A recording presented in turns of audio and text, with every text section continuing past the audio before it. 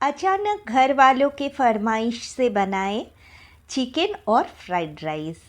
बिल्कुल ढाबा स्टाइल मैंने चिकन और फ्राइड राइस बनाए हैं। बिल्कुल कोई प्रिपरेशन नहीं था। अचानक सबका मनपसंद फ्राइड राइस और चिकन बनाए हैं।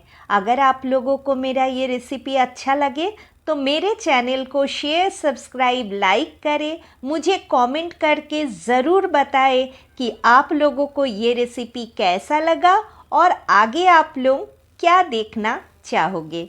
चलिए बनाते हैं सबसे पहले ढाबा स्टाइल चिकन करी। देखिए मैंने कढ़ाई चढ़ा दिया है।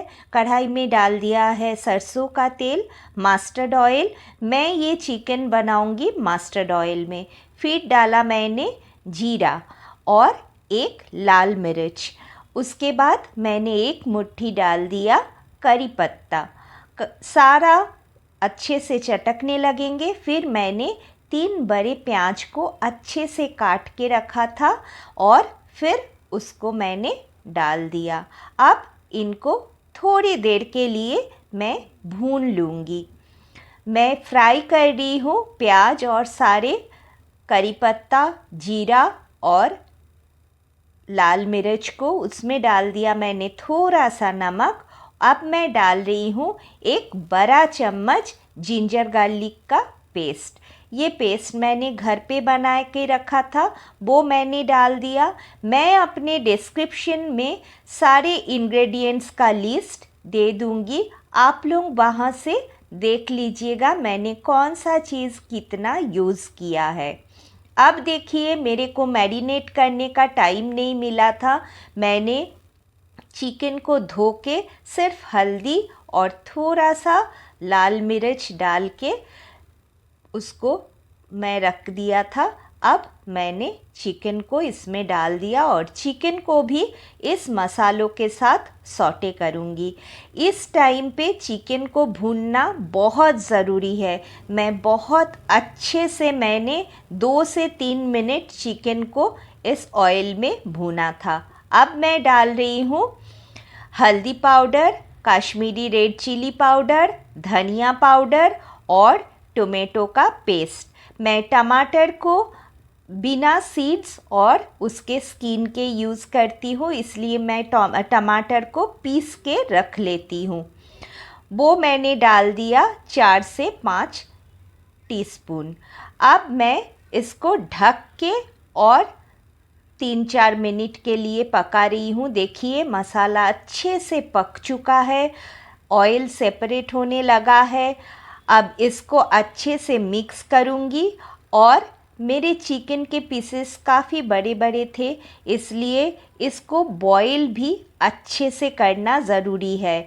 और सबसे ज़रूरी है चिकन का भूनना। चिकन को जितनी देर तक भून सकते हो उसको बिल्कुल भूनना, उससे चिकन का टेस्ट बहुत बढ़िया होता है। ढाबे में वो चिकन एक कढ़ाई में पकता रहता है और हम लोग जैसे ऑर्डर करते हैं वो खाना आता है। इसलिए जितनी देर तक आप लोग इसको फ्राई करोगे इसका टेस्ट उतना उभर के आएगा। अब मैंने कुछ पोटैटोज़ को काट के रखा था, उन पोटैटोज़ को भी मिला दिया और गैस के फ्लेम को धीमा करके मैंने 5 से 7 मिनट के लिए इसको बॉईल करने के लिए रख दिया था। देखिए मैं करीब 10 मिनट बाद ढक्कन खोला है। मेरे सारे पोटैटोज़ अच्छे से बॉईल हो चुका है, चिकन भी टेंडर हो चुका है।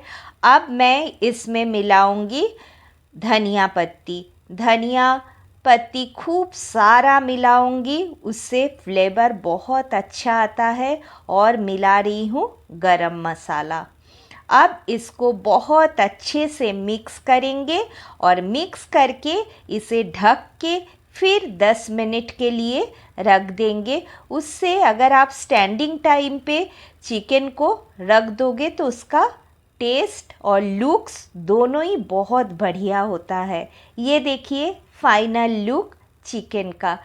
मैं आप लोगों को करीब 20 मिनट बाद इसे प्लेटिंग करके दिखा रही हूँ।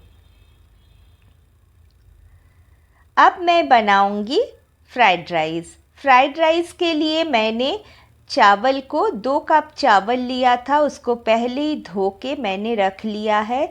अब मैंने 1 बड़ा टीस्पून मैंने डाला है वाइट वेजिटेबल ऑयल, उसमें डाला घी और फिर कुछ मैंने मसाले डाल दिए हैं।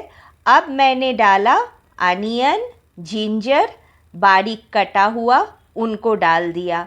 मैं सारा इंग्रेडिएंट्स अपने डिस्क्रिप्शन में दे दूंगी।